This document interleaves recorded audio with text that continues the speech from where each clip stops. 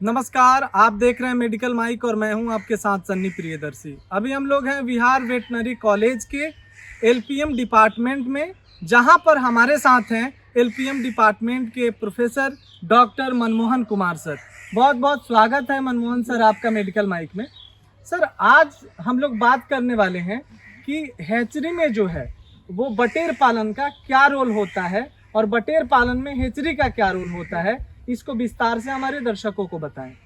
देखिए, hatchery word जो है वो बना है हैचिंग से। हैचिंग का मतलब होता है स्फुटन, मतलब किसी चीज़ को फट के निकलना। तो हम लोग हैचरी में आने से पहले ये वीडियो पहले थोड़ा इसका भूमिका बताते हैं आपको। ये वीडियो उन किसान भाइयों के लिए महत्वपूर्ण हो जाता है जो लोग बटेर पालन के साथ साथ मतलब बटेर को एज ए बिजनेस यूज़ करना चाह रहे हैं। मतलब कि वो अंडा से चूजा उत्पन्न कर रहे हैं और उसको मार्केट में सेल कर रहे हैं। पालन तो आप कर ही रहे हैं, साथ साथ आप चूजा भी उत्पन्न कर रहे हैं। तो ये उनके लिए बहुत ज़्यादा महत्वपूर्ण हो जा रहा है, क्योंकि सारे लोग ऐसा नहीं करते हैं। मैक्सिमम लोग क्या करते हैं, मेजोरिटी में जो किसान होते हैं वो लोग बटेर पालन करते हैं, फिर उसको बेच देते हैं एज ए होल। लेकिन बहुत कम लोग होते हैं जो लोग चूजा उत्पन्न करते हैं, और इनका काफ़ी अहम रोल हो जाता है मार्केट में। क्योंकि अगर ये नहीं होंगे तो फिर मार्केट में चूजा की अवेलेबिलिटी हो जाएगी, मतलब अनुपलब्धता हो जाएगी, वहाँ प्रेजेंट नहीं रह पाएगा। तो इस हिसाब से ये बहुत ज़्यादा इंपॉर्टेंट हो जाता है। अब हम लोग बात करते हैं इसके बारे में।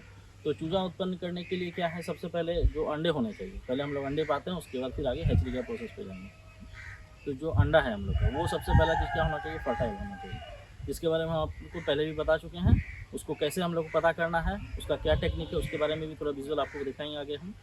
तो अंडा जो होना चाहिए वो फर्टाइल होना चाहिए। वो किसी का भी हो, बटेर का हो, मुर्गी का हो, किसी का भी, वो फर्टाइल होना चाहिए। मतलब वो उसके अंदर निषेचित अंडा होना चाहिए, उसके अंदर जैगोट या युग्मनज जो बोलते हैं वो होना चाहिए, तभी जा करके वो इम्ब्रायो जो होना चाहिए वो होना चाहिए।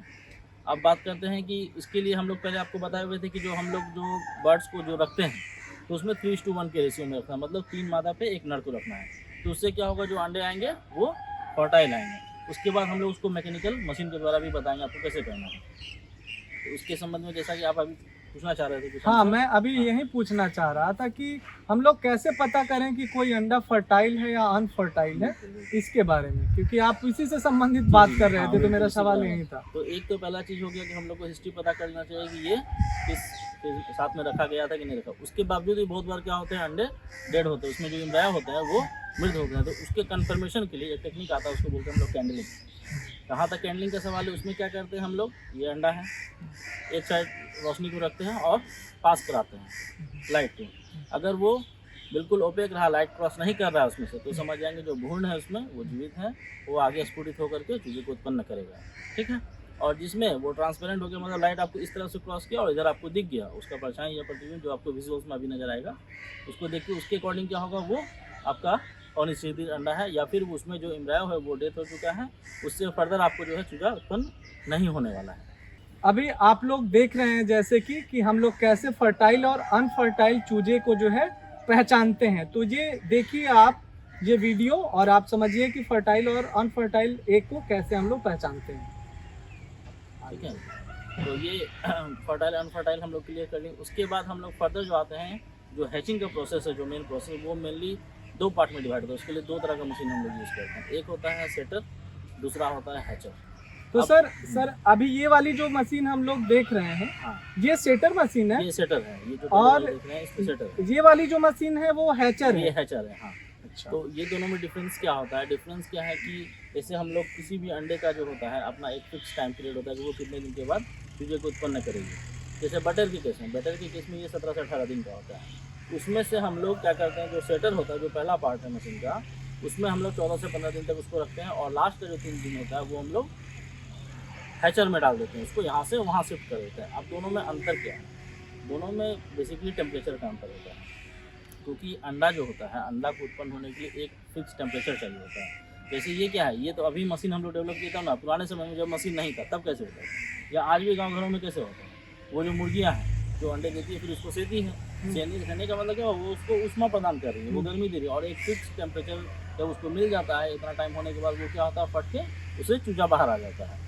तो उसी चीज़ को हम लोग आर्टिफिशियली रूम के अंदर कर रहे हैं, उसी को हम लोग हैचिंग बोल रहे हैं, हैचरी मशीन उसको बोल रहे हैं।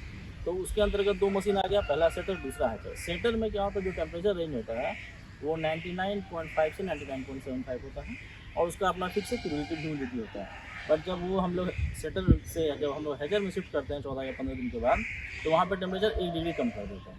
क्योंकि वो उसके एडजस्टेबल है, उसके अकॉर्डिंग ही फिर उसमें जाके स्फुटन की प्रक्रिया होती है। तो वो उसमें जब शिफ्ट करते हैं, फिर उसमें 3 दिन जब रखते हैं हम लोग, तो तीसरे दिन आप देखिएगा बहुत अच्छा विजुअल्स आता है, सामने में अंडा को आप फूटते हुए देखेंगे। और उसके बाद चूजा उससे बाहर आता है, और बाहर आने के बाद जब हम लोग देख लेते हैं कि हाँ इसमें लगभग जैसे कि हम लोगों ने 100 अंडा सेट किया। इसमें ये बहुत बार होता है कि बहुत सारे जो है कैंडलिंग में भी कभी कभी बच जाते हैं, मिस्टेक होता है, ह्यूमन एरर हो जाता है।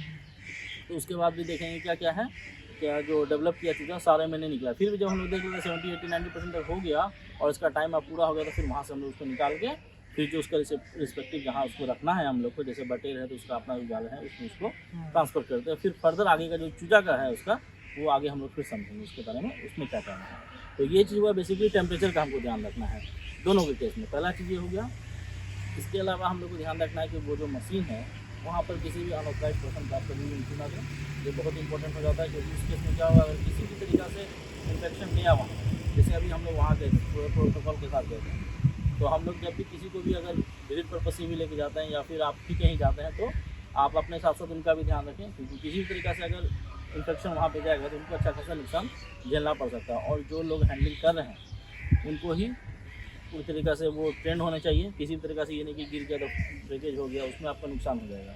और एक बात कर रहे हैं हम लोग बटे के केस में थोड़ा सा डिफरेंस हो जाता है, क्या मशीन वही रहेगा, टेम्परेचर वही, सब कुछ वही रहेगा। क्योंकि क्या होता है, जो सेटर मशीन होता है, जो पहला मशीन हम बात करें, उसमें जो जैक होता है, जो रखने का जो होल होता है, तो वो अंडे का साइज, जो मुर्गी का जो नॉर्मल अंडा होता है, लेकिन बटर के केस में उस साइज का नहीं आता है। तो उसमें ज़्यादा घबराने की जरूरत नहीं। किसान भाई को करना क्या है, तो जाल जो हम लोग घर में देखते हैं आमतौर पर जो जाल होता है, उसको छोटा छोटा बना के 1/2 इंच 1 इंच का बना के उस जाल में पहले रख देंगे, उस होल में, और फिर उसके ऊपर अंडा को सेट कर देंगे, आराम से वो उसमें फिट हो जाएगा। इसलिए कोई अलग अतिरिक्त मशीन खरीदने की आवश्यकता नहीं है, उसी से आपका काम हो जाएगा। बाकी ज़्यादा जो भी प्रोसेस है वो सारा सब कुछ सेम रहेगा। बहुत बहुत धन्यवाद सर आपका मेडिकल माइक में जुड़ने के लिए। अभी हमारे साथ थे जाने माने डॉक्टर मनमोहन कुमार सर, जो कि एलपीएम डिपार्टमेंट में असिस्टेंट प्रोफेसर हैं, जो बता रहे थे कि हैचरिंग क्या होती है और उसका बटेर पालन में क्या रोल होता है। तो ऐसे ही तमाम वीडियोज़ को देखने के लिए आप बने रहिए हमारे साथ और देखते रहिए मेडिकल माइक। दीजिए हमें इजाज़त, नमस्कार।